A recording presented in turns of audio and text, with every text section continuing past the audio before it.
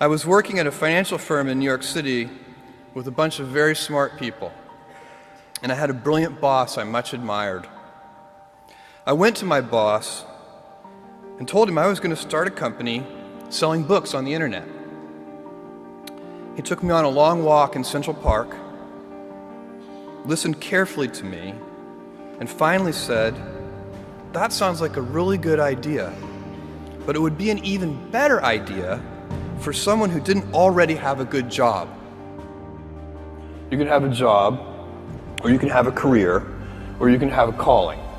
And if you can somehow figure out how to have a calling, you have hit the jackpot, because that's the big deal. I met Jeff Bezos 25 years ago, and he told me, "Dave, I want you to invest in my company." "What are you doing?" "I'm gonna start a bookstore in my garage." "Okay, and I'm gonna put it online. People buy online, and I'm gonna ship out of my garage. But if you invest in me, Dave, someday I'm gonna be the richest man in the world. I'll do over $100 billion.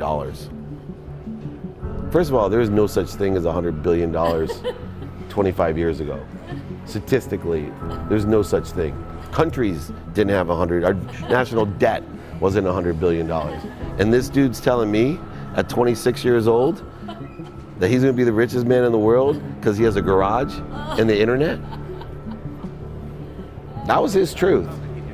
No, but he did not know it, and neither did I. But the difference between him and I is I was laughing, scoffing, and jesting at him, and he was already applauding himself, going, at the right way, at the perfect time, I'm gonna make as much as I can as quickly. And I'm sitting there going, there's no way this is gonna be a big business. Do something you're very passionate about, and don't try to chase what is kind of the hot passion of the day.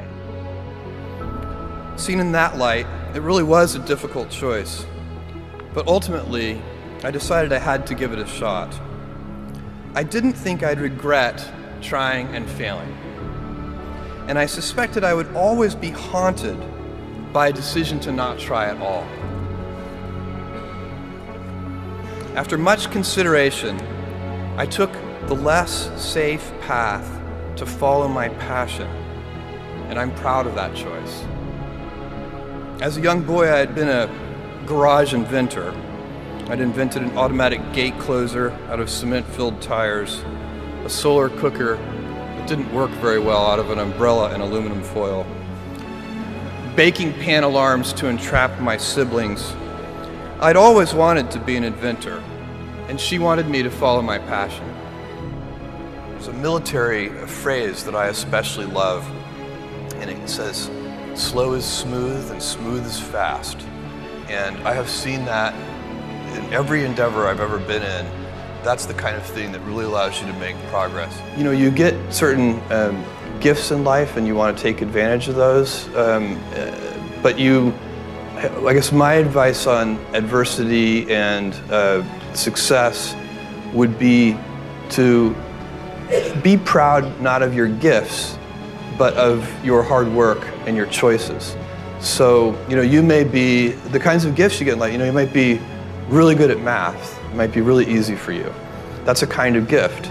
But practicing that math and taking it to the next step, that could be very challenging and hard and take a lot of sweat.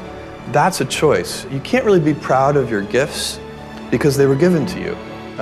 You can be grateful for them and thankful for them. But your choices, you choose to work hard. You choose to do hard things. Those are choices that you can be proud of.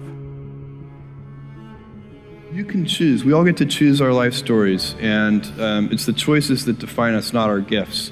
Everybody in this room has many gifts. I have many gifts. You can never be proud of your gifts because they're gifts. They were given to you. You might be tall, or you might be really good at math, or you might be extremely beautiful or handsome, or there are many gifts, and you can only be proud really of your choices because those are the things that you are acting on. And one of the most important choices that each of us has, and you know this just as well as I do, is you can choose a life of ease and comfort, or you can choose a life of service and adventure.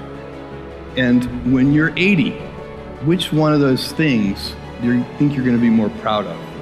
You're going to be more proud of having chosen a life of service and adventure. There's never been a better time to be alive. I mean, it's just incredible the amount of inspiration that the world generates for me, and I think for a lot of people. It's insane, the amount of change and invention and opportunity. Your life, the life you author from scratch on your own, begins. How will you use your gifts? What choices will you make? Will inertia be your guide, or will you follow your passions? Will you follow dogma, or will you be original? Will you choose a life of ease, or a life of service and adventure? Will you wilt under criticism, or will you follow your convictions? Will you bluff it out when you're wrong, or will you apologize? Will you guard your heart against rejection, or will you act when you fall in love? Will you play it safe, or will you be a little bit swashbuckling? When it's tough, will you give up, or will you be relentless? Will you be a cynic,